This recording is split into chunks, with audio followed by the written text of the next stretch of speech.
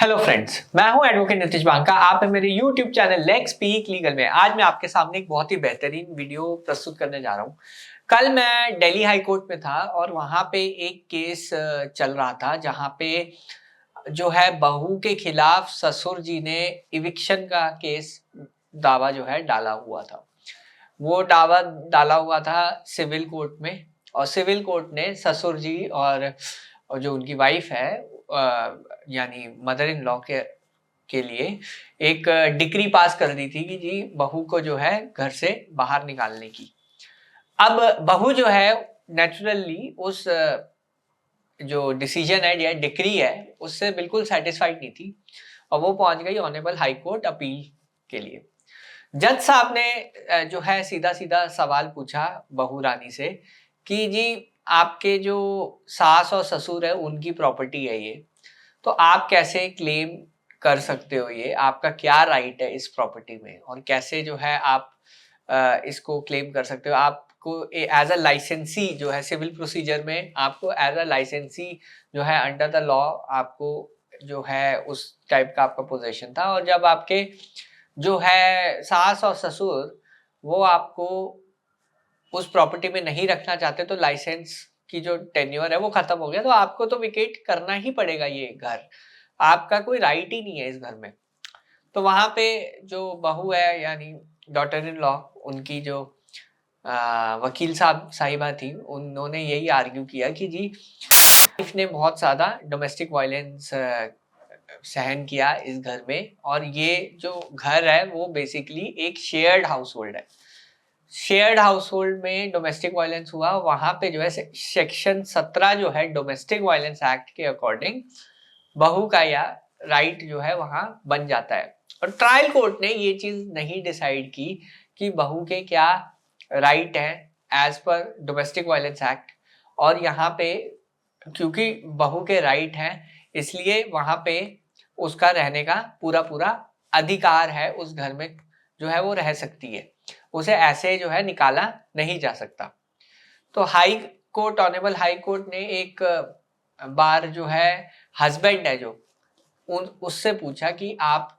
जो है अपनी पत्नी को क्यों नहीं रख रहे साथ में, आप कहाँ रह रहे हो और आप क्यों नहीं रख रहे अपनी पत्नी को साथ में। साथ ही साथ जो वाइफ है उसकी लॉयर ने ये आर्ग्यू किया कोर्ट के सामने कि ये जो केस है एक तरीके से कनाइवेंस में मिली भगत है जो हस्बैंड के पेरेंट्स है और हस्बैंड के बीच में। हस्बैंड जो है वो कहीं और रह रहा है और अकोमोडेशन बिल्कुल भी प्रोवाइड नहीं कर रहा। कोर्ट ने जो है एक मुद्दा और लिया इसमें कि जब जब वाइफ का जो राइट है वो हस्बैंड के ऊपर है, मेंटेनेंस का राइट हस्बैंड के ऊपर है, तो सास ससुर को क्यों पनिश किया जा रहा है, उनका घर तो आप खाली करो ना। तो बहू का यानी वाइफ साइड का ये कहना था कि मैं कहाँ पे जाऊंगी अगर मुझे इस घर से निकाल दिया गया और सेक्शन 17 के अकॉर्डिंग मेरा पूरा राइट है, लॉ मुझे पूरा राइट दे रहा है यहाँ रहने का क्योंकि डोमेस्टिक हुआ है यहाँ पे। तो और ये चीज ट्रायल कोर्ट ने बिल्कुल नजरअंदाज कर दी थी। अब इस पे जो है मैं थोड़ी रिसर्च भी कर रहा था अपने लेवल पे कि क्या बहू का अधिकार है सास ससुर के घर में, कैसे जो है बहू को निकाला जा सकता है। इस पे मेरी जो फाइंडिंग है वो ये है, एक एस वनीता की जजमेंट ऑनरेबल सुप्रीम कोर्ट की जजमेंट आई थी एस वनीता करके। ये जजमेंट का लिंक डिस्क्रिप्शन बॉक्स में आपको मिल जाएगा, आर्टिकल भी मिल जाएगा, मेरा पूरा एनालिसिस आपको मिलेगा। पर एस वनीता की जजमेंट में क्या हुआ था, उसमें मदर इन लॉ और फादर इन लॉ जो है सीधा चले गए थे जी सीनियर सिटीजन एक्ट में और वहां से जो है एविक्शन का ऑर्डर ले आए डॉटर इन लॉ के अगेंस्ट। कोर्ट ने वहां जो है हाई कोर्ट तक वो केस जो है जमा रहा वहां पे कि हस्बैंड और सास ससुर की प्रॉपर्टी पे बहू का कोई अधिकार नहीं है। हाई कोर्ट का ये मानना था, ऑनरेबल हाई कोर्ट का। अब ये मैटर सीधा सीधा ऑनरेबल सुप्रीम कोर्ट पहुंचा है। एस वनीता जो है वो ऑनरेबल सुप्रीम कोर्ट गई और वहां पे ये आर्ग्यू किया कि सेक्शन 17 में वाइफ साइड को एक इनडिफिसिबल राइट मिलता है शेयर्ड हाउस होल्ड में रहने का, और जब तक शेयर हाउस होल्ड का निर्णय नहीं हो जाता उसे जो है बाहर नहीं निकाल सकते। कोर्ट ने ये माना कि जहां पे वाइफ का ऐसा अधिकार है, दो प्रोविजन है, एक डोमेस्टिक वायलेंस का प्रोविजन है और एक सीनियर सिटीजन एक्ट का प्रोविजन है, तो वहां पे जो है हारमोनियस कंस्ट्रक्शन चाहिए, यानी एक प्रोविजन दूसरे को डिफीट नहीं कर सकता, यानी जो अधिकार बहू का है वही सेम अधिकार जो है सास ससुर का भी है, दोनों एक दूसरे को जो है डिमोलिश नहीं कर सकते। यदि सास ससुर जो है बहू को बाहर निकालते हैं, वहीं पे जो है पति का एक दायित्व बनता है कि वाइफ को या तो अकोमोडेशन में रखे या शेयर्ड हाउस होल्ड अकोमोडेशन में रखे। तो दोनों जो है एक दूसरे के कॉन्फ्लिक्ट में नहीं है, दोनों एक दूसरे के साथ है प्रोविजंस। तो कोर्ट ने ये कहा कि जब ऐसी प्रोसीडिंग्स हो जाती है, ऑनरेबल सुप्रीम कोर्ट ने ये कहा कि जब ऐसी प्रोसीडिंग्स हो जाती है कि पत्नी को जो है अपने सास ससुर के घर से बाहर निकालने का एक डिक्री पास होती है, सेम कोर्ट के पास एक अधिकार है कि वो वाइफ साइड को भी कुछ ऑल्टरनेट अकोमोडेशन दे या उसका भी जो है राइट डिसाइड करे। यदि उसका राइट डिसाइड नहीं होता और एक डिक्री पास हो जाती है सिर्फ बहू को बाहर निकालने के लिए अपने शेयर्ड हाउस होल्ड से, मैट्रिमोनियल होम से, वहां पे जो है कोर्ट ये कहेगा कि वो जजमेंट बिल्कुल गलत है। ऑनरेबल सुप्रीम कोर्ट ने जो है जो सीनियर सिटीजन ट्रिब्यूनल है या हाई कोर्ट की जजमेंट्स को सबको सेटिस्फाइड करते हुए कोर्ट ने ये कहा कि वाइफ जो है अपना जो भी केस है डोमेस्टिक वायलेंस एक्ट के अंडर डाले और डोमेस्टिक वायलेंस कोर्ट जो है उसमें निर्णय ले, और ये डिसीजन जो है बिल्कुल सेटिस्फाइड खारिज कर दिया ऑनरेबल सुप्रीम कोर्ट ने एस विनीता के केस में।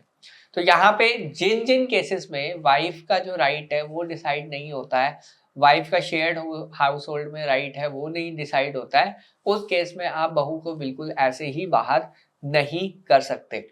तो कल वाले केस पे आता जो मैं देख रहा था ऑनरेबल हाई कोर्ट में, वहां पे भी यही सिचुएशन सेम हुई। तो यहाँ पे ऑनरेबल हाई कोर्ट ने एक बीच का रास्ता जो है निकालने की कोशिश की है, और उस बीच के रास्ते में ये ऑनरेबल हाई कोर्ट ने जो है डिसीजन लिया कि जो वाइफ साइड है वो हस्बैंड साइड है वो वाइफ साइड को एक ऑल्टरनेट अकोमोडेशन करे सेम लेवल की, और अगर वो हस्बैंड प्रोवाइड कर देता है तो वो डिक्री को पास कर देगा। तो यहाँ पे जो है एक हस्बैंड पे जो है एक ऑनरेबल हाई कोर्ट ने प्रेशर बनाया कि हस्बैंड जो है वाइफ साइड को जो है एक ऑल्टरनेटिव अकोमोडेशन प्रोवाइड करे, तभी जो है वो डिक्री जो है पास करेगा उस केस में उसको घर से बाहर करने के लिए। तो ये याद रखिए कि क्या होगा अगर वाइफ आपके साथ रह रही है और आप चाहते हैं वाइफ को जो है आपके माता पिता के घर से बिल्कुल बाहर करना है, और क्या हो सकता है आपके साथ, ये मैं बिल्कुल जो है केस लॉस से समझा रहा हूँ, प्रैक्टिकल एग्जांपल से समझा रहा हूँ कि ऐसा हो सकता है कि कोर्ट आपको ये बोले कि आप जो है एक ऑल्टरनेटिव अकोमोडेशन वाइफ साइड को प्रोवाइड करो, उसको रहने की जगह दो, सेम लेवल की जगह दो। अब यहाँ पे एक प्रॉब्लम और आ सकती है कि वाइफ साइड आप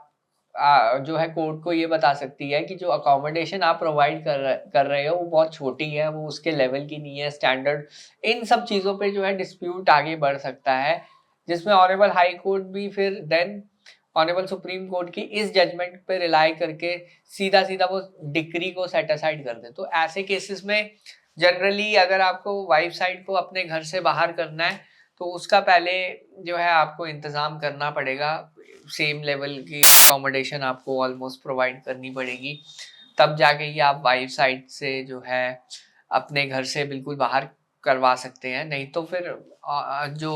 सीधी ऑनरेबल सुप्रीम कोर्ट की जजमेंट है कि वाइफ साइड का पूरा पूरा अधिकार है शेयर हाउस होल्ड में रहने का, और जब तक वो पहले डिसाइड नहीं होगा कोई भी उसे इविक्ट नहीं कर सकता, क्योंकि दोनों जो लॉज हैं वो हारमोनियसली कोर्ट कंस्ट्रू करके देखता है, और कोर्ट कहता है कि जब इनका राइट है बाहर करने का तो वाइफ का भी राइट है वहां पे रहने का। तो दोनों